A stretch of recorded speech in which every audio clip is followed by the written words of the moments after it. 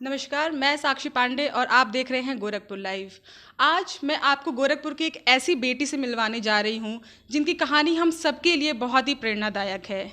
एक ऐसी कहानी जो हम सबको सुननी चाहिए, एक ऐसी कहानी जो आपके दिल को छू जाएगी और एक ऐसी कहानी जो इम्पॉसिबल जैसे शब्दों पे से आपका भरोसा उठाकर आई एम पॉसिबल और everything is possible in life जैसी चीज़ों पे लाके टिका देगी। जी हाँ, मैं बात कर रही हूँ स्निग्धा चैटर्जी की। आप में से कई लोग जो अखबार पढ़ने में दिलचस्पी रखते होंगे उन्होंने इनके बारे में अक्सर देखा होगा, लेकिन जो लोग नहीं जानते हैं वो आज इनसे रूबरू हो जाइए। स्निग्धा उत्तर प्रदेश की पहली ऐसी लड़की हैं जिन्होंने नेट क्वालिफाई किया है थैलेसीमिया जैसी जानलेवा बीमारी होने के बावजूद। क्या मैं सही हूँ स्निग्धा? जी जी जी, सही है। तो देखिए, ये बहुत ही बड़ी बात है स्निग्धा। पहले वेरी कॉन्ग्रेचुलेशंस टू यू कि आपने इतना बड़ा एग्जाम थैंक यू क्वालिफाई किया है। so क्या स्ट्रगल रहा? पहले आप मेरे दर्शकों को ये बताइए कि थैलेसीमिया होता क्या है। थैलेसीमिया बीमारी हम कह सकते हैं ये एक जेनेटिकल डिसऑर्डर है। अच्छा। और इसमें हमें क्या होता है कि ब्लड जो है हमारी बॉडी में बनता नहीं है, ब्लड हमें चढ़ाना पड़ता है। एक लिमिटेड टाइम के बाद हमें ब्लड चढ़ाना होता है। तो और इसकी सबसे डेंजरस जो कंडीशन है ये भी है कि blood countless number of blood चढ़ाने ट्रांसफ्यूजन की वजह से आयरन डिपॉजिट होने लगता है बॉडी में। तो जो आयरन हीमोग्लोबिन वगैरह जी वो चढ़ता है। तो आज जो आयरन डिपॉजिट होता है वो बहुत हमारे लिए, वो भी बहुत हमारे लिए हार्मफुल सिचुएशन होती है। तो आप दो सिचुएशन देख सकते हैं, एक ब्लड कम हो रहा है और ब्लड चढ़ाने की वजह से आयरन डिपॉजिट हो रहा है। तो हमारी लाइफ में इतनी चैलेंजेस ये हो जाता है। और आयरन जो डिपॉजिट होता है उसको, उसका जो सेपरेट ट्रीटमेंट होता है, उस ट्रीटमेंट में क्या होता है वो कभी कभी पेनफुल भी होता है। जैसे मेरा क्या था कि मुझे बहुत ज़्यादा आयरन 2018 के आसपास बहुत ज़्यादा आयरन मेरी बॉडी में ओवरलोड हो गया था। तो डॉक्टर्स ने मुझे रिकमेंड किया इंजेक्शन। अच्छा। और मैंने लेना शुरू किया। वो इंजेक्शन हमें पेट में लेना पड़ता है 12 आवर्स डेली। मतलब 30 डेज? जी, ओह गॉड। 30 डेज डेली हमें 12 आवर्स वो पेट में इंजेक्शन लेना, क्योंकि मेरा आयरन बहुत ज़्यादा था। तो कभी कभी हमारा होता था कि 24 आवर्स भी हो जाता था। मैं सोचती थी कि नहीं, एक पढ़ने का टाइम अपना बोरो कर लेती तो थोड़ा एक्स्ट्रा 24 आवर्स कर लेती हूँ। अच्छा। तो मैंने इंजेक्शन के साथ ही अपनी क्लासेस भी अटेंड की है। मैंने मतलब खुद आप उसको इंजेक्शंस को लगा के देन कॉलेज जाते थे? जी, मैं ऐसे बैग टांगी रहती थी, इंजेक्शन लगा के, स्कूटी, इवन खुद स्कूटी चला के जाती थी, क्लासेस अटेंड करती थी। तो खैर वो सब अब हमारी लाइफ है। अब हम बैठ तो सकते नहीं हैं, क्योंकि हमें पढ़ना है, आगे कुछ ना कुछ करना है। तो वो स्ट्रगल तो आपकी एज क्या रही होगी जब आपके पेरेंट्स को ये पता चला कि आपको थैलेसीमिया है? मैं 3 मंथ्स की थी उस टाइम। 3 मंथ्स की रही होगी जी, तब। 3 मंथ्स और की उसके थी। बाद फिर उन्होंने ही आपका देखभाल जी, करना? जब पहली बार क्या हुआ कि पीजीआई अचानक से मेरी बहुत ज़्यादा तबीयत ख़राब हुई।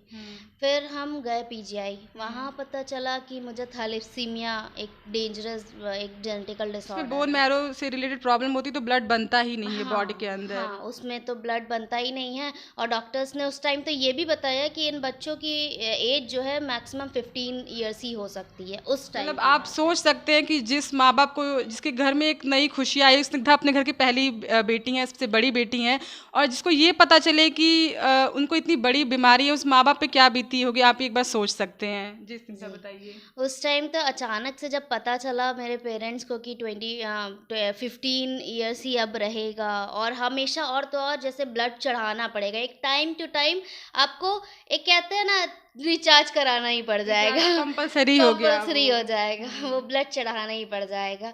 तो अब ये सोच के, मतलब ये सब इतना शैटर्ड हो गए पेरेंट्स मेरे, सब लोग एकदम परेशान हो गए कि और कैसे ये ब्लड होगा। आपको महीने में मतलब कितने डेज में चढ़ाना पड़ता है? जैसे अब मेरा है 15 डेज में मुझे चढ़ाना अभी जब पड़ता आप है। बड़ी हो गई हैं हाँ, तब। जैसे और पहले पहले था कि 1 मंथ में, फिर 25 डेज, फिर 20। तो जैसे जैसे बॉडी ग्रोथ करती है वो चेंज होता रहता हाँ, है। वो धीरे धीरे चेंज होता रहता है। अच्छा। तो ये चीज़ हुआ, फिर ब्लड जैसे चढ़ाना, फिर डॉक्टर्स ने इतना कुछ बताया चीज़ें। उसके बाद जैसे कि आपके पेरेंट्स को तो जब आप 3 मंथ की थी तब पता चल गया, लेकिन आपने, आप जैसे, हम तो, आप बहुत छोटी रही होंगी, आपको ये चीज़ कब महसूस होना शुरू हो गया कि आपको इतनी बड़ी बीमारी है? और फिर उस टाइम पे आपकी क्या फीलिंग्स थी? आप बहुत डिमोटिवेट हो गई या मतलब क्या वो फीलिंग्स फीलिंग थी, आप मुझे जैसे बताइए। क्या था, हम जब छोटे थे तो जैसे हम एक्सेप्ट नहीं करना चाहते थे कि चीज़ों को। मुझे, हाँ, मुझे ऐसी बीमारी, हम लोगों के सामने, जैसे मेरा था कि लोगों के सामने थोड़ा एक्सेप्ट करने में डरना, लोग क्या सोचेंगे, सोचेंगे। क्या है इसको, भैया हाँ, दूर रहो इससे, दूर ना रहें लोग, ये हाँ, चीज़, क्योंकि ये सब मिसअंडरस्टैंडिंग होती है। मिसअंडरस्टैंडिंग, उस टाइम बच्चों में अवेयरनेस भी नहीं होती अवेयरनेस है चीज़ों और की। मैं बता दूं कि अभी भी हमारे समाज में बहुत सारे ऐसे लोग हैं जिनको थैलेसीमिया के बारे में नहीं पता है और वो नहीं जागरूक है। इसीलिए मैं आज आपको ये कहानी दिखा रही हूँ, और प्लीज़ इसे पूरा देखिए और जितना हो सकता है इससे जुड़िए। जी। तो वही क्या हुआ कि अचानक से जैसे बच्चे जब थे तो फिर नहीं बताना, थोड़ा हट डल के डल रहना। रहना उस टाइम में।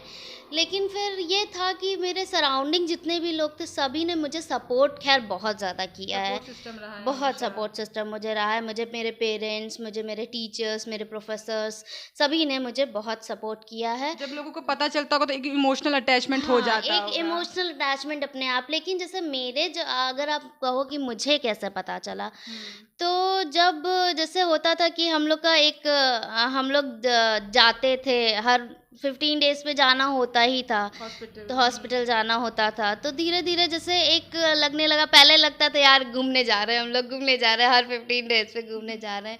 लेकिन फिर वहाँ जाओ, जब बच्चों को देखो, फिर अपना भी इंजेक्शन, हमारा इंजेक्शन लगाने का टाइम आता था, वो बहुत डर लगता था। तो क्या धीरे-धीरे यूज़्ड टू चीज़ों से हो गए। लेकिन जब यूज़्ड टू हो गए, फिर अब ये था कि नहीं, अब बैठे नहीं रहना है, अब कुछ ना कुछ तो ज़रूर लाइफ में करना है। करना है। जी, तो मेरा वही 10th जब मैंने किया, तब मुझे बहुत इंस्पिरेशन सभी से, मोटिवेशन मिला, एनकरेजमेंट मुझे हिंदुस्तान मीडिया ने बहुत एक्चुअली एनकरेज स्निग्धा, किया। लाइफ में हम कभी कुछ जैसे हमारी लाइफ होती तो हम जो ह्यूमन हमारी टेंडेंसी होती है, हमें लगता है कि अरे यार ये इतनी टफ चीज़ है, हमसे कैसे होगा, कैसे हो क्योंकि जो हम जैसे नॉर्मल लाइफ जी रहे हैं, लेकिन जाए। आपको इतनी बड़ी बीमारी होते हुए भी आपने कैसे, कहाँ से ये इंस्पिरेशन पाया कि मुझे ये करना है। मुझे 10th क्वालिफाई, आपने आईसीएसई बोर्ड से पढ़ाई की है जो कि बहुत टफ बोर्ड है। उसके बाद आपने कहाँ से वो मोटिवेशन आया आपको, क्योंकि हमें लगता है कि अरे मेरी बहुत लंबी लाइफ है, मुझे ये चीज़ करनी है अपनी लाइफ में, ऐश की ज़िंदगी जीऊंगी, इसलिए हम स्ट्रगल करते हैं, हम मेहनत करते हैं। लेकिन आपका तो ये है कि मैं कब, मतलब आपकी लाइफ का कोई भरोसा नहीं कि कब ख़त्म हो जाए या कब स्टार्ट है कब ख़त्म है। तो कहाँ से वो मोटिवेशन आता था कि नहीं मुझे तो ये करना है। जैसे क्या हुआ कि जब मैंने 10th में थोड़ा जैसे मेहनत उस टाइम किया, तो जब मेरा मार्क्स आया, तो फिर जब मुझे पहचाना गया गोरखपुर में कि मैं एज थैलेसीमिया होने के बाद भी मुझे इतना जैसे इनकरेजमेंट मिला, मोटिवेशन एक अलग तरह का मिला। तो फिर लगा नहीं, जब मेरे पेरेंट्स भी इतना मुझे बैकअप करते, पुश करते रहते, नहीं आप पढ़ो। कभी जैसे मेरे पेरेंट्स में कभी ही नहीं रहा कि नहीं कमज़ोर बेचारी, नहीं तो जनरली मैं पीजीआई जाती थी तो लोग बेचारी ही बोल के उसकी पढ़ाई छुड़वा देते थे। जो जनरली पेशेंट रहते हैं। पेशेंट्स जो रहते हैं, बेचारी बोल के, बेचारा बोल के पढ़ाई छुड़वा देना, तो ये मेरे पेरेंट्स में कभी नहीं रहा।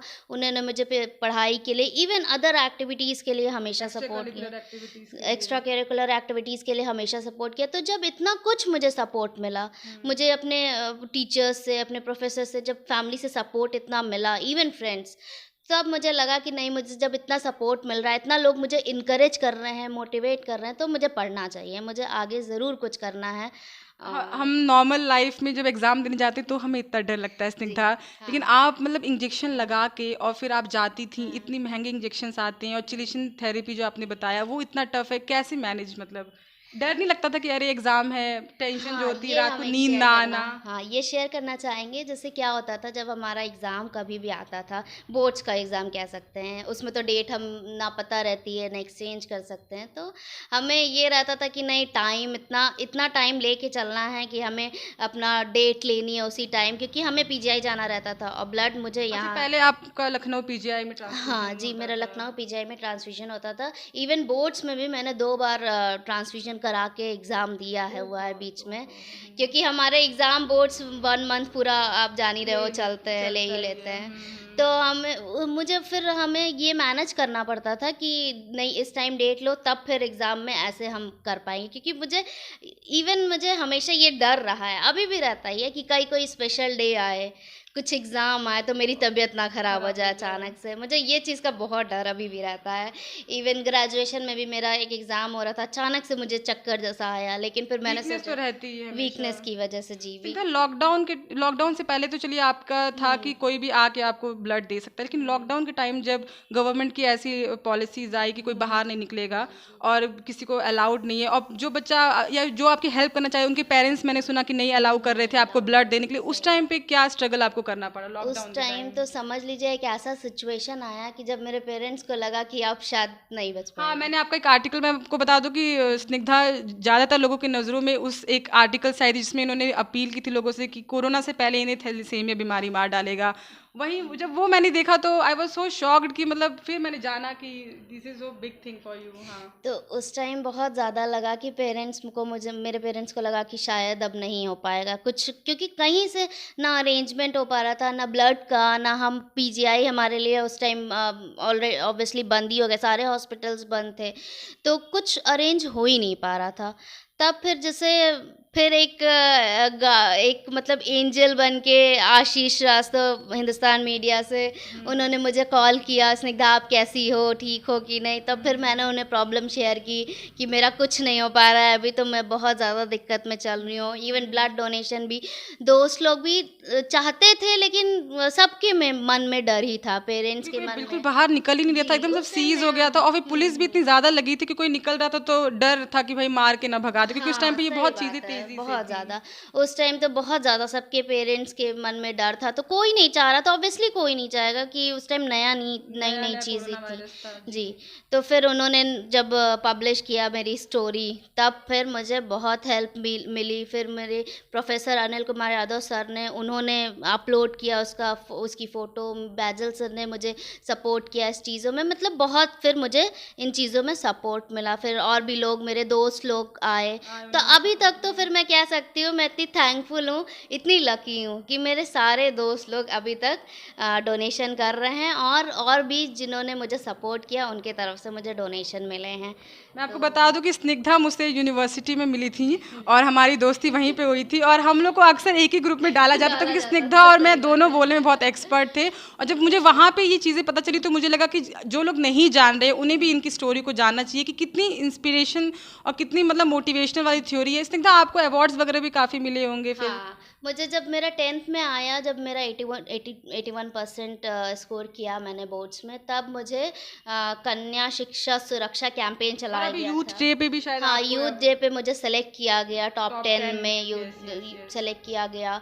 और फिर मुझे इधर मिशन शक्ति में एज एन एक्सपर्ट पैनल बुलाया गया आर्य अच्छा, कन्या इंटर इंटर कॉलेज में। कॉलेज में। तो ये सब नहीं मुझे फिर सीरियसली यू आर रियली, मतलब आप बहुत बड़ी मोटिवेट, गोरखपुर से हैं आप, इसलिए मैं आप सबको बताना चाहती हूँ कि एक लड़की होने, कभी ये होता है ना कि हम लड़की हैं तो भी एक कोई आ जाता है बीच में रुकावट या बहुत सारी रुकावट होती है, लेकिन आपने सबको मतलब पीछे हटते हुए आपने इतना आगे बढ़ के ये चीज़ें की, ये बहुत बड़ी बात है। मैं आपको बता दूं कि स्निग्धा के साथ मैं रही हूँ कुछ दिनों कॉलेज में, तो इनको जानवरों से बहुत प्यार है, क्या ये सही है? हाँ, हाँ, मुझे ये कह सकते हो आप, मुझे जानवरों से बहुत प्यार है।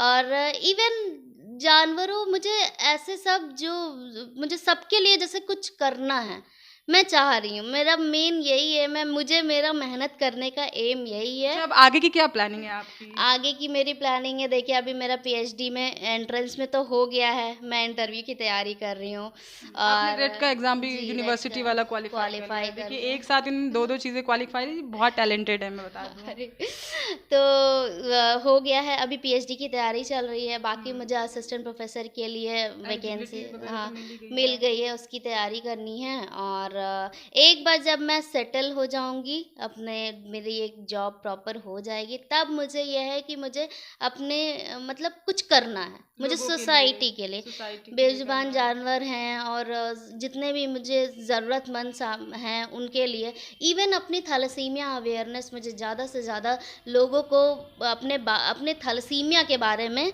बताना है, जितना ज़्यादा लोग जाने उतना अवेयर अच्छा होंगे है। और लोग आगे आके आपकी हेल्प ज़रूर करेंगे, क्योंकि अभी बहुत लोगों में अवेयरनेस एक्चुअली है भी नहीं, लेकिन जैसे जैसे चीज़ें बढ़ेंगी ऑफ कोर्स आपका लोग हेल्प करेंगे।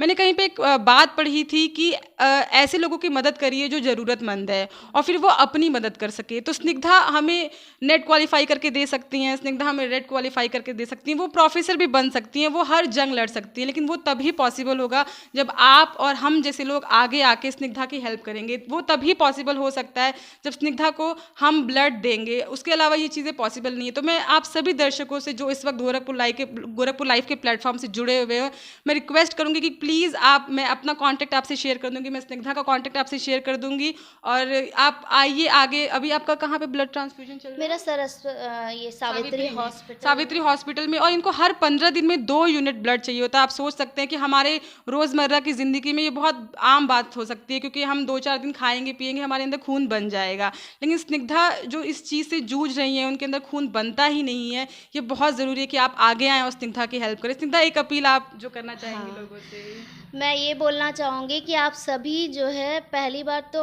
एक ये बोलूँगी कि आप अपने कभी अपना बैठिए मत, जैसे अपने को कमज़ोर मत समझिए। कुछ भी हो, कुछ भी आपको हो, आपको खुद ही खड़े, जब आप खुद नहीं खड़े होगे तब आपको दूसरा कोई नहीं सपोर्ट करने वाला है, क्योंकि पहले आपको खुद आगे बढ़ना है, तभी तो लोग आपका हाथ पकड़ेंगे या आपको आप पीछे से सपोर्ट करेंगे। यस। तो मुझे ये बोलना है कि बस आप कभी बैठे मत रहो, कभी आप उतना खुद को कमज़ोर मत समझो, क्योंकि जब आप कमज़ोर खुद को समझ लिए तब फिर आप कुछ नहीं कर सकते। बस दिमाग का है, बस आप खुद को स्ट्रांग रखो। और दूसरा मुझे ये बोलना है कि ज़्यादा से ज़्यादा कोशिश करिए, ब्लड डोनेट करिए। मेरे जैसे बहुत बच्चे हैं जिनको ज़रूरत है, जो आगे बढ़ सकते हैं। Save the lives, donate the blood. Yes. तो ज़्यादा से ज़्यादा ब्लड डोनेट करिए। मेरे जैसे बच्चे हैं जो आगे बढ़ सकते हैं, उनको बहुत ज़रूरत है इन सब चीज़ की, उनको ज़्यादा से ज़्यादा और सपोर्ट करिए। तो बस मेरी यही अपील होगी कि आप एक स्निग्धा की भी वही अपील थी, मेरी भी वही अपील थी, प्लीज़ आप लोग आगे आइए और ब्लड को डोनेट करिए, तो क्योंकि आपके एक डोनेशन की वजह से किसी की पूरी लाइफ चल सकती है। और मैं चाहती हूँ कि स्निग्धा हमारे साथ पूरी लाइफ टाइम बनी रहे और उनके दिमाग में ये कभी ना आए कि मैं अब रहूँगी या कल रहूँगी या नहीं, क्योंकि ये बहुत ही ये बहुत डरावनी चीज़ होती है। जहाँ तक मैं इसे सोच सकती हूँ, ये बहुत ही इमोशनल चीज़ें हैं। स्निग्धा, एक सवाल मैं आपसे पूछना चाहती हूँ कि कभी लाइफ में आपको ये लगा कि आप ज़िंदगी की जंग हार रही हैं, या फिर एक वो डीमोटिवेशन कि नहीं यार अब बहुत हो गया, अब मुझे ये चीज़ आगे नहीं करनी, कभी ऐसा आपको फील हुआ? हाँ, ये चीज़ मेरा हुआ था जब मैं 10th में थी। तो अच्छा। उस टाइम मुझे बहुत ज़्यादा, जैसे एक तो मैं उस टाइम बहुत लगता था कि कैसे हो पाएगा, मेरा बोर्ड्स आ रहा है, मुझे ट्रांसफ्यूज़न भी कराना है, मेरी तबीयत भी ख़राब हो जाएगी। और बहुत ज़्यादा, एक बार 8th में भी थी मैं, तो बहुत अचानक से मेरी 2-3 मंथ्स तबीयत अचानक से बहुत ज़्यादा ख़राब हुई।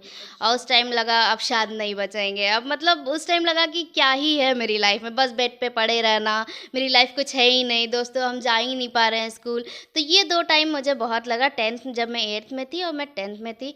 उसके बाद अभी भी जैसे क्या होता है ना कि जब मैं ब्लड चढ़वा लेती हूँ, उसके बाद जो 15 दिन का जो टाइम होता है, 15 दिन क्या आप कह सकते हो, मेरे पास 7 दिन का अच्छा टाइम होता है जब मैं अपना लाइफ अच्छे से गुजार सकती हूँ।